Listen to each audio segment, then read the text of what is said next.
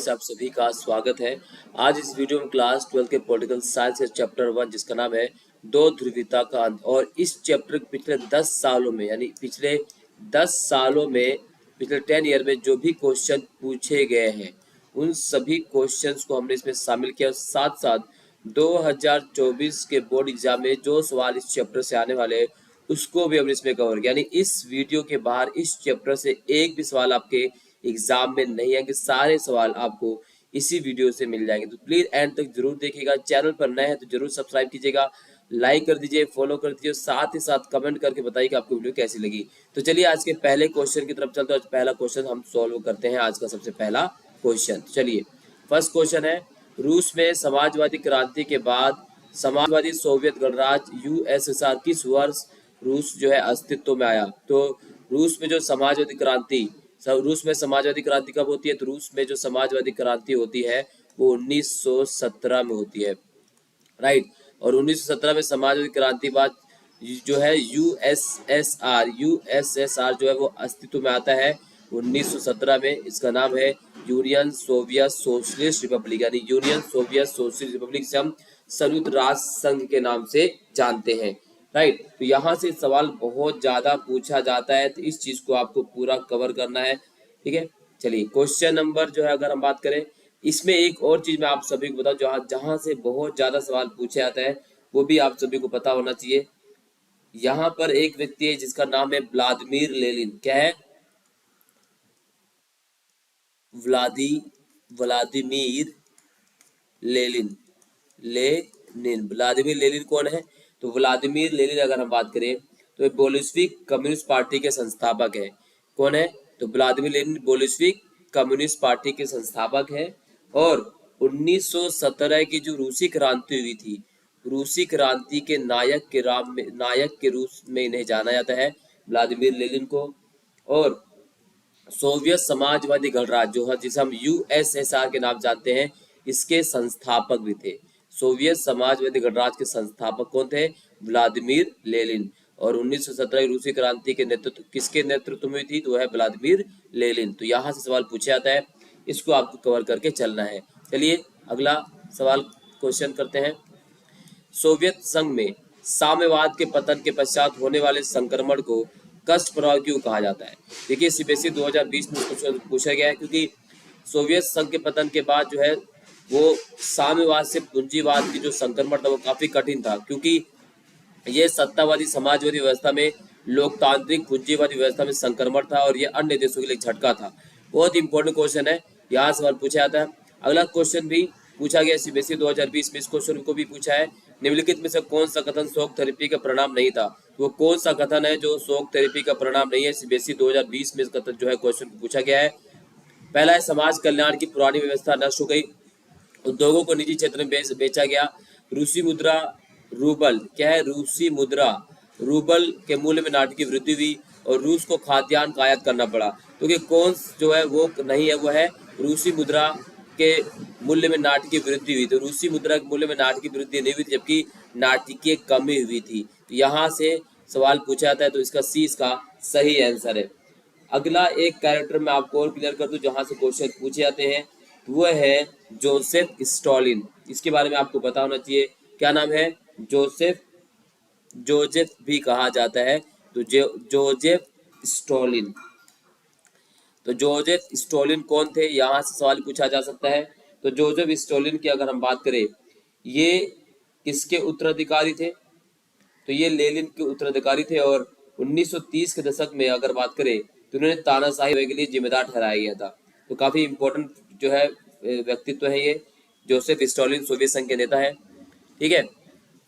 चलिए अगला सवाल, 1991 में सोवियत संघ में हुए तख्ता पलट का विरोध करने के लिए राष्ट्रीय नायक के रूप में उभर कर आने वाला व्यक्ति कौन था? तो राष्ट्रीय नायक के रूप में उभर कर जो है सामने आने वाले व्यक्ति थे वह है बोरिस येल्त्सिन। क्या नाम उनका? उनका नाम है बोरिस येल्त्सिन। बहुत ही इंपॉर्टेंट कैरेक्टर है ये बोरिस येल्त्सिन। तो अगर बोरिस येल्त्सिन की बात करें तो कई बार सवाल पूछा जाता है, भाई बोरिस येल्त्सिन का नाम बताइए, या बोरिस येल्त्सिन है कौन? तो बोरिस येल्त्सिन क्या थे? ये 1991 में जो तख्ता पलट हुआ था उसके नायक के रूप में थे। ये काफी इंपॉर्टेंट टॉपिक भी है बोरिस येल्त्सिन का। और बोरिस येल्त्सिन के ही नेतृत्व में अगर हम बात करें तो बोरिस येल्त्सिन के नेतृत्व में रूस रूस यूक्रेन और बेलारूस, बोरिस येल्त्सिन के नेतृत्व में ही रूस, यूक्रेन और बेलारूस तीनों जो राज्य है इन्होंने सबसे पहले सोवियत संघ से अलग हुए थे और उसके बाद जो है इन्होंने समाप्ति घोषणा की। उसके बाद कम्युनिस्ट पार्टी जो है वो प्रतिबंधित हो गई थी। तो ये काफी इंपॉर्टेंट है, इन्हीं के नेतृत्व में तख्ता पलट हुआ था और बाद में ये क्या बनते हैं, ये रूस के पहले राष्ट्रपति बनते हैं। कौन? Boris Yeltsin. 1991 में ये रूस के पहले राष्ट्रपति बनते हैं। काफी इंपॉर्टेंट कैरेक्टर हैं, यहाँ से सवाल जो है पूछा जाता था। ठीक है, क्या नाम इनका? बोरिस येल्त्सिन, रूस के पहले चुने हुए राष्ट्रपति और कम्युनिस्ट पार्टी में सत्ता केंद्र तक पहुंचे थे। ठीक है, तो ये अभी आपको पता होना चाहिए। काफी इंपॉर्टेंट चैप्टर यहाँ से क्वेश्चन पूछा जाता है। अगला सवाल वो भी देख लेते हैं। निम्नलिखित में से कौन सा सोवियत संघ के विघटन का परिणाम नहीं था? सीबीएसई 2020 में इस क्वेश्चन को पूछा गया। निम्नलिखित में से कौन सा सोवियत संघ के विघटन का परिणाम नहीं था? सीबीएसई 2020 में इस क्वेश्चन को पूछा गया है। ठीक है, आप देख सकते हैं यहाँ पे 2020 पूछा गया है, 2023 में भी इस क्वेश्चन को पूछा गया है। तो कौन सा विघटन का परिणाम नहीं था? तो विघटन का जो परिणाम नहीं था तो उसमें से अगर हम बात करें, देखिए पहला है कि समाज कल्याण की जो पुरानी व्यवस्था, यहाँ पर कई नए देशों को उदय हुआ, रूस एक नई महाशक्ति के रूप में उभरा। ठीक है, विश्व राजनीति में शक्ति संबंधों बदलाव आया और डी पूंजीवादी व्यवस्था की जीत हुई। तो कौन सा जो है परिणाम, तो परिणाम नहीं था, तो है रूस एक नई महाशक्ति के रूप में उभरा, ये इसका परिणाम नहीं था। तो 20 का सही आंसर है, ये आप कर लीजिएगा, काफी इंपॉर्टेंट है। चलिए अगला सवाल करते हैं। सीबीएसई 2020 में इसको भी पूछा गया है कि निम्नलिखित में से कौन सा एक राज्य बाल्टिक गणराज्य नहीं है? वो कौन सा एक राज्य जो है जो बाल्टिक गणराज्य नहीं है? वो यूक्रेन बाल्टिक गणराज्य, जबकि एस्टोनिया, लताविया, लिथुआनिया तीनों जो है ये बाल्टिक गणराज्य है, लेकिन यूक्रेन जो है बाल्टिक गणराज्य का हिस्सा नहीं है। सोवियत प्रणाली किस विचारधारा पर आधारित थी? तो सोवियत प्रणाली की अगर हम बात करें तो सोवियत प्रणाली वो समाजवादी विचारधारा पर आधारित थी। 1945 में सेकेंड वर्ल्ड वॉर की समाप्ति के बाद जो है दुनिया दो गुटों में बढ़ जाती है। एक तरफ पूंजीवादी गुट था, दूसरी तरफ जो है वो साम्यवादी गुट। पूंजीवादी गुट का अगुवा यूएसए अमेरिका और साम्यवादी गुट का अगुवा था यूएसएसआर, जब सोवियत संघ के नाम जानते हैं। इसे पश्चिमी गुट भी कहा जाता है, इसे पूर्वी गुट कहा जाता है, इसे पहली दुनिया कहा जाता है, इसे दूसरी दुनिया कहा जाता है। तो कई नामों से इन्हें जाना जाता है। इसके द्वारा जो है एक सैन्य संगठन की स्थापना की जिसका नाम था नाटो। नाटो अभी भी स्थिति में है, जबकि यूएसएसआर के द्वारा वार्सा पैक्ट की स्थापना की गई थी। हालांकि वार्सा पैक्ट की जो है 1991 में जैसे सोवियत संघ का विघटन हुआ 1991 में, तो वार्सा पैक्ट जो है समाप्त हो गया, लेकिन नाटो अभी भी है। तो इस तरह से सवाल, और वर्तमान में रूस और यूक्रेन के बीच जो युद्ध चल रहा है वो नाटो की वजह से ही चल रहा है। ये काफी इंपॉर्टेंट है, यहाँ से सवाल पूछे जा सकते हैं। इस तरह से आपको कवर करना है। आई होप ये वीडियो आपको पसंद आए तो लाइक जरूर कीजिएगा, चैनल पर नए तो जरूर सब्सक्राइब कीजिएगा। चलिए अगला सवाल, बर्लिन की दीवार को किस वर्ष गिराया गया? तो बर्लिन की दीवार को किस वर्ष गिराया गया? तो यहाँ पे जो सही आंसर वो है 9 नवंबर 1989। तो बर्लिन की दीवार की अगर हम बात करें तो बर्लिन की दीवार जो है वो जर्मनी में खड़ी की गई थी और लगभग 150 किलोमीटर लंबी ये दीवार थी, जो जर्मनी को दो भागों बांटती थी, पूर्वी जर्मनी और पश्चिमी जर्मनी। राइट, पूर्वी जर्मनी जो यूएसएसआर के सपोर्ट करता था और पश्चिमी जर्मनी जो यूएसए को सपोर्ट करता था। इस तरह से जो बर्लिन की दीवार थी वो पूंजीवादी दुनिया और साम्यवादी दुनिया विभाजन के प्रतीक मानी जाती थी और 1961 में इसको खड़ा किया गया था और 9 नवंबर 1989 में इसे समाप्त कर दिया गया। और इस तरह से जो है सोवियत संघ का विघटन भी यहाँ से शुरू हो जाता है। तो ये इंपॉर्टेंट क्वेश्चन है, सवाल पूछे जा सकते हैं। चलिए अगला, सोवियत संघ का उत्तराधिकारी किसे स्वीकार किया गया? तो सोवियत संघ का उत्तराधिकारी जिसे स्वीकार किया गया उसका नाम है रूस। सोवियत संघ का उत्तराधिकारी है यूएसएसआर। जो यूएसएसआर हम जानते हैं ये 15 गणराज्यों से मिलकर बना हुआ था और उन्हीं 15 गणराज्यों में से जो सबसे बड़ा गणराज्य था वो रूस था। और जैसे ही 1991 में सोवियत संघ का विघटन होता है और उसी का स्थान बाद में किसने ले लिया, रूस ने ले लिया। क्लियर। चलिए आगे बढ़ते हैं। रूस के किन दो गणराज्यों में अलगाववादी आंदोलन चले? तो रूस के वो कौन से दो गणराज्य हैं जहां पर अलगाववादी क्या चले, अलगाववादी आंदोलन। तो अलगाववादी आंदोलन की बात करें तो वो चला था चेचन्या और दागिस्तान में। कहाँ पे चला था, चेचन्या और दागिस्तान में जो है अलगाववादी आंदोलन चले थे, काफी इंपॉर्टेंट है।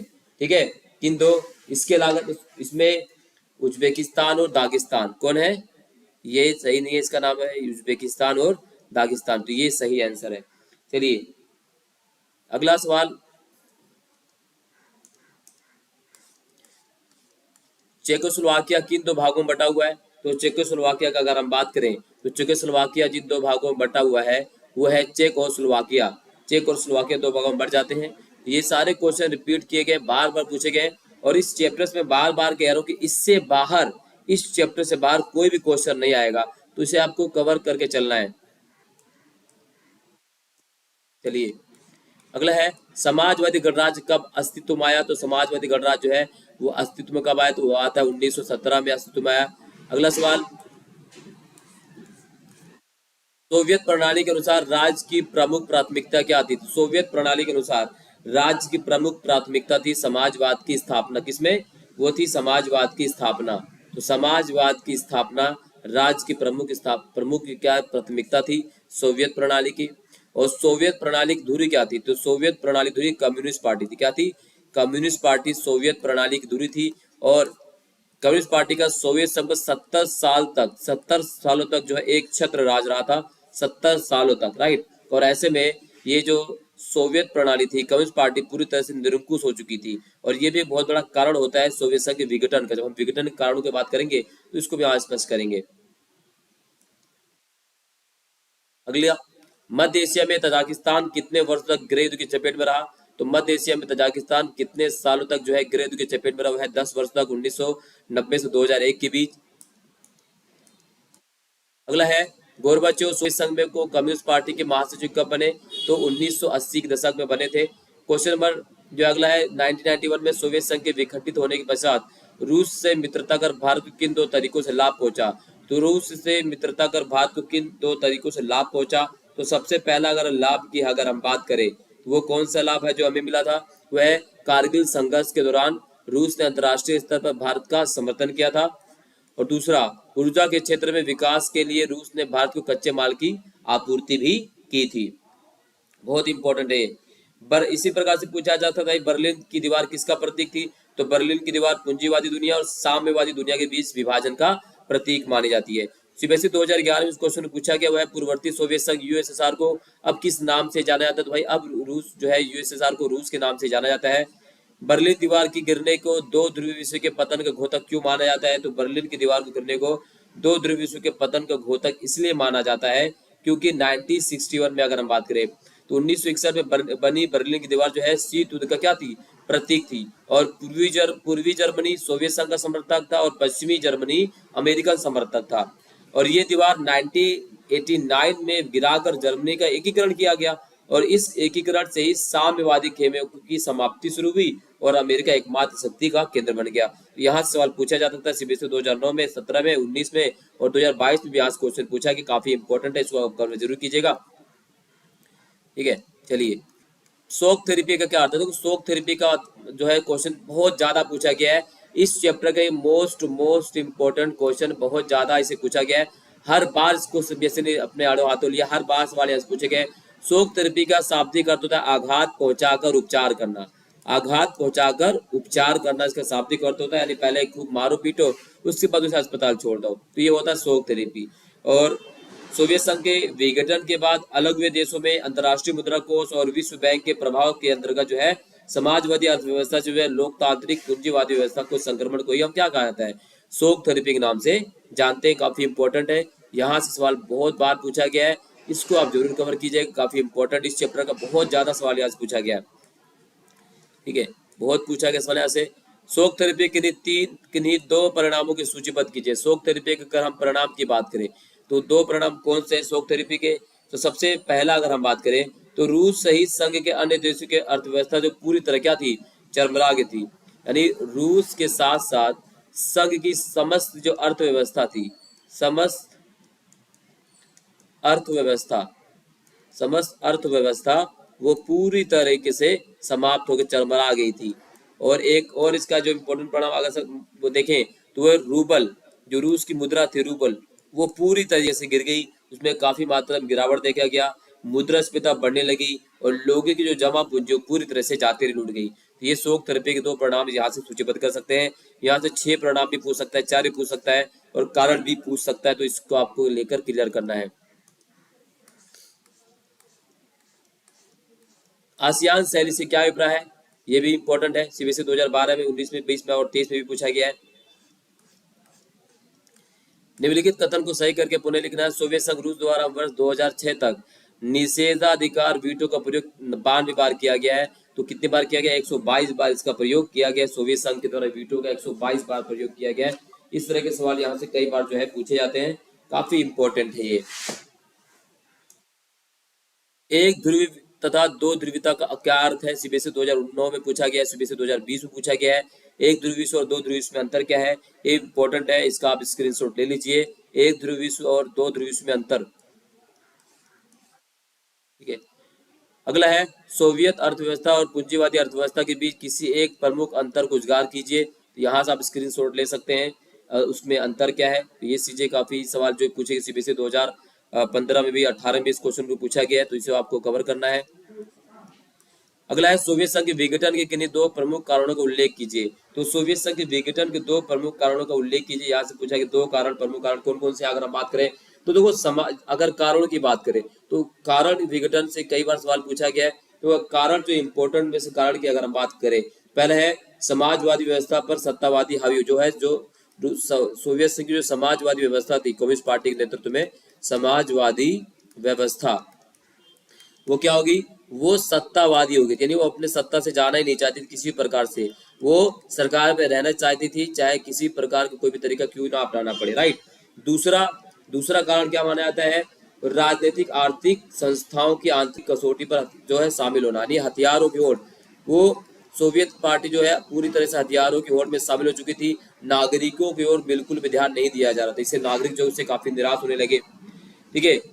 और समय के साथ साथ हर संस्थान में क्या होती, सुधार की आवश्यकता थी, लेकिन सुधार ना के बराबर किए गए, ये भी बहुत बड़ा कारण माना जाता है।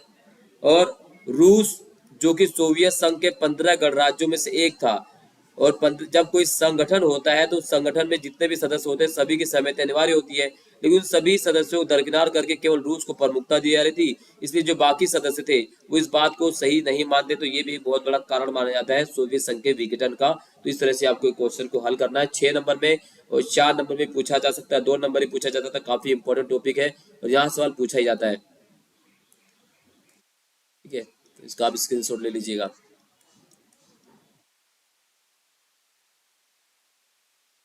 चलिए अगला है, सोवियत प्रणाली की 2 महत्वपूर्ण विशेषताएं कौन सी थी, अथवा सोवियत राजनीतिक प्रणाली की 2 विशेषता उल्लेख कीजिए। सीबीएसई 2013 में, 14 में, 18 में से क्वेश्चन को पूछा गया है। देखिए सोवियत राजनीतिक प्रणाली की 2 विशेषता अगर हम बात करें तो 2 विशेषताओं की जो सबसे पहली विशेषता थी वो है कम्युनिस्ट पार्टी को प्रमुखता देना। यानी कम्युनिस्ट पार्टी सोवियत प्रणाली के एकमात्र धुरी पार्टी थी, तो कम्युनिस्ट पार्टी को क्या देना, प्राथमिकता देना, और अन्य किसी भी राजनीतिक दल के अस्तित्व को स्वीकार ना करना। दूसरा क्या माना गया, शासन द्वारा नियंत्रित एवं नियोजित अर्थव्यवस्था का विकास करना। यानी पूरी अर्थव्यवस्था पर किसका अधिकार था, शासन का अधिकार था।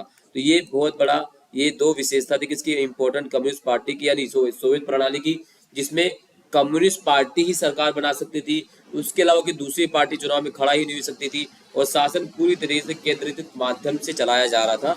इस तरह सवाल यहाँ से पूछे जाते हैं, ये इंपॉर्टेंट है, इसको आपको कवर करके चलना है। सभी क्वेश्चन जो रिपीटेड पूछे गए हैं तो आपको जरूर कवर कर लीजिए, इससे बाहर क्वेश्चन नहीं आएगा, क्लियर। अगला है, सोवियत संघ के विघटन के समय किन 2 गणराज्यों में हिंसक अलगाववादी आंदोलन हुए है चेचन्या और ताजिकिस्तान। चेचन्या और ताजिकिस्तान में जो है काफी ज्यादा हिंसक अलगाववादी आंदोलन चले। अगला है 2013 में पूछा गया, इतिहास की सबसे बड़ी ग्लास सेल किसे जाना जाता है? इतिहास की सबसे बड़ी ग्लास सेल के दो परिणाम बताइए। तो अगर हम परिणाम की बात करें तो रूसी मुद्रा रूबल में गिरावट आई, रूस में पूरा पूरा जो अर्थव्यवस्था जो औद्योगिक ढांचा था वो चरमरा उठा, और महाबिक्री में जो भाग लेने के लिए नागरिकों को अधिकार पत्र सौंपे गए थे, नागरिकों ने उन सभी अधिकार पत्रों को काला बाजारी खातों भेज दिया, क्योंकि नागरिक को मात्र केवल केवल पैसा प्राप्त करना चाहते थे। तो ये काफी इंपॉर्टेंट है, यहाँ से क्वेश्चन पूछा जाता है। इतिहास की सबसे बड़ी गैराज सेल किसे कहा जाता है? इतिहास की सबसे बड़ी गैराज सेल किसे कहा जाता है? ये क्वेश्चन पूछा जाता है, इसको आपको कवर करके चलना है, ठीक है। ये पूरा इंपॉर्टेंट है, इसको आपको कवर करके चलना, ठीक है। चलिए, सीबीएसई 2010-2012 में पूछा गया तजाकिस्तान में हुआ गृहयुद्ध कितने वर्षों तक चला? तो ये 10 वर्षों तक चला और 2001 में समाप्त हुआ। सोवियत संघ में मिखाइल गोर्बाचोव द्वारा किए गए सुधारों को उल्लेख कीजिए। तो सोवियत संघ में मिखाइल गोर्बाचोव ने 2 सुधार किए थे जो काफी इंपॉर्टेंट माने जाते हैं। वह ग्लासनोस्ट और क्या है, पेस्टुराइका। ग्लासनोस्ट और पेस्टुराइका से सवाल कई बार पूछे गए हैं। तो ग्लासनोस्ट क्या होता है और पेस्टुराइका का मतलब क्या होता है? देखो, सबसे पहला अगर हम पेस्टुराइका की बात करें तो पेस्टुराइका जो होता है उसका मतलब होता है पुनर्रचना। क्या होता है? पुनर्रचना। तो पेस्टुराइका मतलब पुनर्रचना होता है। और ग्लास ग्लास नोस्त का मतलब होता है खुलापन। तो ये आपको पता होना चाहिए। यहाँ से 1 नंबर में 2 नंबर सवाल पूछा जा सकता है।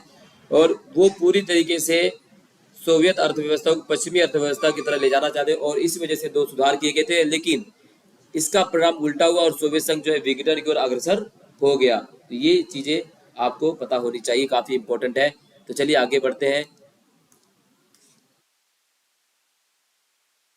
बर्लिन की दीवार से संबंधित निम्नलिखित कथनों में से कौन सा एक सही नहीं है? तो यहाँ पर कुछ कथन दिए गए जो बर्लिन की दीवार से संबंधित है, इनमें से आपको पहचानना कि कौन सा कथन सही नहीं है।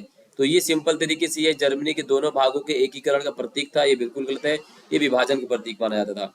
सोवियत व्यवस्था के निर्माताओं ने निम्नलिखित में से किसको महत्व नहीं दिया? तो किसको महत्व नहीं दिया था? जी, वह अर्थव्यवस्था पर राज्य का कोई नियंत्रण नहीं, इसका कोई महत्व नहीं दिया था। अर्थव्यवस्था पर राज्य का कोई नियंत्रण नहीं, डी इसका सही आंसर है, डी। शोक थेरेपी के लिए 4 परिणामों का वर्णन कीजिए। शोक थेरेपी के लिए 2 परिणामों का आकलन कीजिए। शोक थेरेपी से क्या अभिप्राय है? शोक थेरेपी के लिए 4 परिणामों की व्याख्या कीजिए। ये क्वेश्चन रिपीटेड पूछे गए हैं, 6 नंबर में पूछे गए हैं और ये काफी इंपॉर्टेंट है, इसे आपको कवर करना है। स्क्रीनशॉट ले लीजिए। शोक थेरेपी के बारे में मैंने आपको पहले बता दिया कि भाई ये साम्यवाद से पूंजीवाद की ओर संक्रमण था। तो यहाँ से जो है कई बार सवाल पूछा गया है, इसका आप स्क्रीनशॉट ले लें, काफी इंपॉर्टेंट क्वेश्चन है ये, ठीक है। तो ये चीजें हैं, इसको आपको कवर करनी है। ये वो क्वेश्चन जो 6 नंबर में पूछे जाएंगे।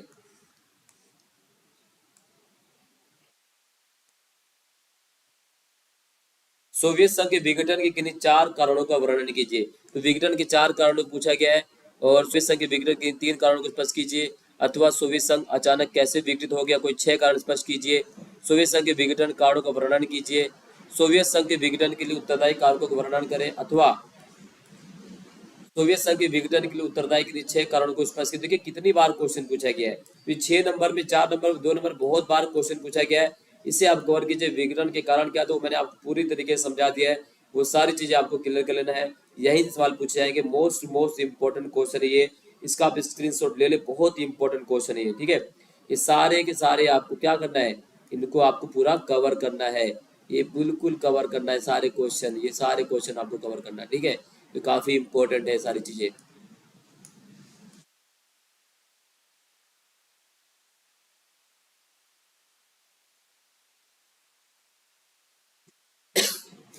ठीक है, सारे इंपॉर्टेंट है। सोवियत संघ के विघटन के पश्चात उभरी नई विश्व व्यवस्था का आकलन कीजिए। तो ये भी इंपॉर्टेंट, सीबीएसई 2009 में पूछा गया इस क्वेश्चन को।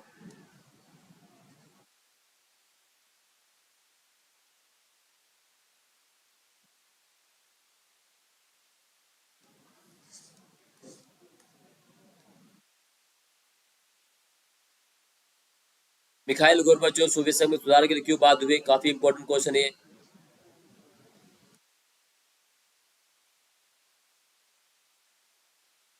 देख सकते कितनी बार रिपीटेड क्वेश्चन किया गया सारे के सारे।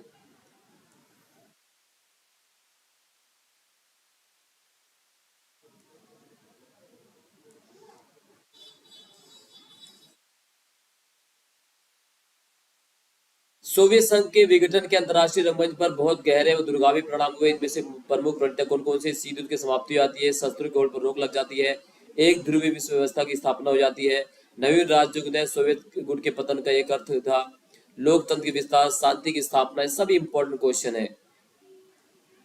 विश्व राजनीति को प्रभावित किया वो कौन कौन से हैं? देखिए, दो ध्रुवीयता का अंत हो गया, शीत युद्ध की समाप्ति हो गई, विश्व में पूंजीवादी अर्थव्यवस्था विकास हो गया, नए देशों को उदय हुए, सभी क्वेश्चन जो है पूछे गए हैं। ये वो क्वेश्चन जो सीबीएसई ने कई बार अपने पेपर में पूछा है, इसको आपको कवर कर लेना है, काफी इंपॉर्टेंट है ये।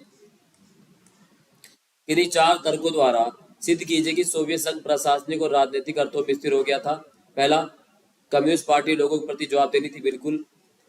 आम जनता धीमे और कठोर प्रशासन से अलग थलग हो गई थी। सोवियत प्रणाली खुलेपन की अनुमति देने के लिए तैयार नहीं थी और आम नागरिकों की तुलना में नौकरशाही ने अधिक विशेष अधिकार प्राप्त कर लिए थे और अधिकारों का केंद्रीकरण कर दिया गया था। तो ये वो कारण है, ठीक है, तो ये वो वजह है जो सोवियत संघ के विघटन का कारण बनती है और इससे कई प्रकार से क्वेश्चन पूछा जा सकता है। यानी प्रशासनिक और राजनीतिक अर्थों में सोवियत संघ पूरी तरह से स्थिर हो चुका था। तो ये हमने इस वीडियो में क्लास 12 के पॉलिटिकल साइंस के चैप्टर 1 दो ध्रुवीयता गण के प्रीवियस ईयर क्वेश्चन कंप्लीट करवाए पिछले 10 सालों के, और गारंटी से कह रहे दोस्तों इस वीडियो से बाहर एक भी क्वेश्चन इस चैप्टर से नहीं आएगा, सभी वीडियो के अंदर से आएंगे। सो इस वीडियो में लेते हैं इजाजत। अगर आप सभी लोग चैनल पहली बार आए तो चैनल को जरूर सब्सक्राइब कीजिएगा, वीडियो पसंद आई तो लाइक शेयर कमेंट जरूर कीजिए और कमेंट करके जरूर बताइएगा कि वीडियो कैसे लगी। बहुत बहुत धन्यवाद, जय हिंद।